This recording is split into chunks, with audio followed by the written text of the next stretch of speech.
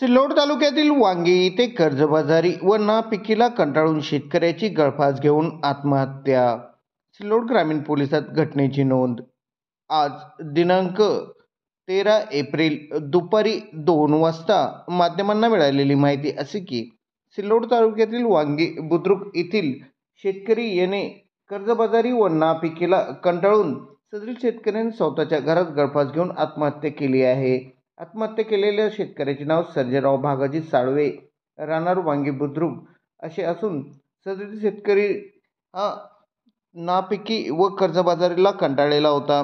सदरील शेतकऱ्याने गळफास घेतलेल्या अवस्थेत ते आढळून आल्यानंतर त्यांना सिल्लोड येथील उपजिल्हा रुग्णालय येथे उपचारासाठी दाखल केले असता वैद्यकीय अधिकारी यांनी तपासून सदरील व्यक्तीचा मृत्यू झाला असल्याची माहिती सिल्लोड ग्रामीण पोलिसांना दिली आहे.